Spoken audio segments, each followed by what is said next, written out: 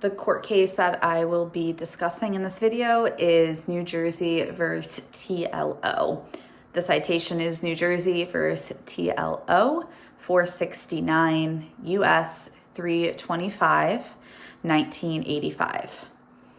So starting off with the facts of what happened in this case, TLO was a 14-year-old female at a New Jersey high school.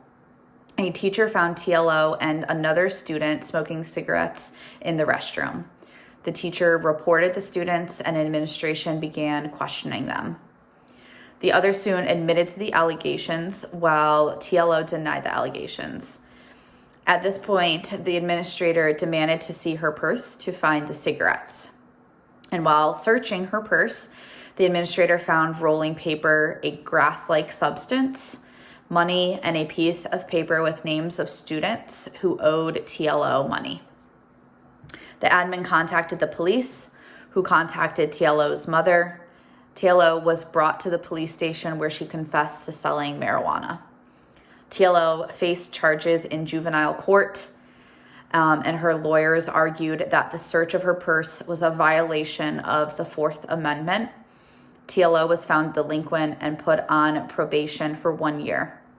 During this time and through a lengthy process, the U.S. Supreme Court of the United States agreed to hear the case. So the main issue that was presented to the U.S. Supreme Court was the ruling that the search of her purse by the administrator was in violation of the Fourth Amendment.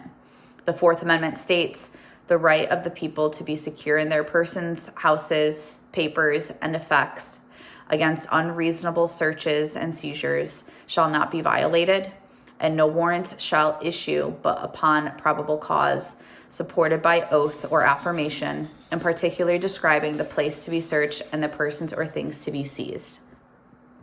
The main issue is whether the evidence unlawfully seized by a school official without involvement of law enforcement officials should be allowed in as evidence at juvenile delinquency proceedings. So in the juvenile court in Middlesex, New Jersey, they held that a school official may search a student if the official has reasonable suspicion that a crime has been or is in process of being committed, or has reasonable cause to believe that the search is necessary to maintain school discipline or enforce policies. They held that the Fourth Amendment was not violated by the school administrator's search, and TLO was found delinquent and sentenced to probation for 1 year. The Supreme Court also agreed with the lower courts that the Fourth Amendment is applicable to the conduct of school officials, and also agreed that school officials may conduct a warrantless search of a student when they have reasonable grounds to believe that a student possesses evidence of illegal activity or activity that interferes with school discipline and order. The court established the following tests to determine the reasonableness of a search: whether the search was 1, justified as its inception, and 2, as the search was conducted, was it reasonably related in scope to the circumstances that justified the interference in the first place. Finally, the court evaluated the facts of TLO's search in light of this test. First, the court concluded that the search was justified, and the initial report from the teacher that TLO had been smoking in violation of school rules constituted reasonable suspicion that cigarettes were in her purse, a fact that would be relevant to the smoking accusation. Second, the court noted that the discovery of the rolling paper provided reasonable suspicion that TLO possessed marijuana, and this justified the further search of her purse. Since the school administrator's actions were justified at this inception and were reasonably related in scope to the circumstances that justified the interference, the search was reasonable.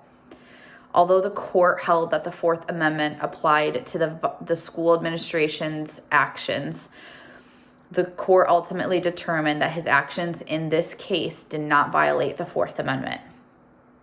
In concurrence, Justice Powell, joined by Justice O'Connor, agreed with the majority's opinion, but he would have emphasized that the fact that in a school setting, the Constitution may not afford students all of the constitutional protections that would otherwise have in a non-school setting. There were separate opinions in this case by 3 judges, Justice Stevens, Justice Marshall, and Justice Brennan.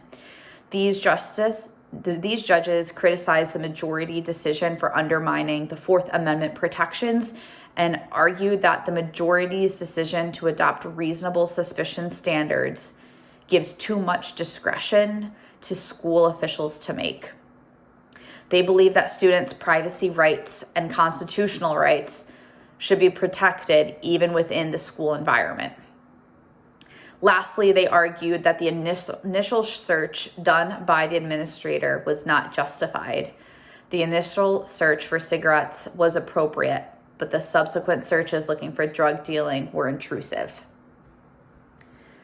This ruling set the precedent for lower thresholds for searches conducted by school officials. School officials can conduct searches without warrants or probable cause by using the reasonable suspicion standard instead. This court case also highlights balancing students' privacy rights against the school's best interests in maintaining a safe learning environment. And lastly, the ruling gives guidances for schools on how to conduct searches lawfully and has influenced practices and policies in educational settings across the United States. TLO versus New Jersey has a huge effect on our school systems and the safety measures that are in place today. The reasonable suspicion standard is used by school officials rather than the probable cause.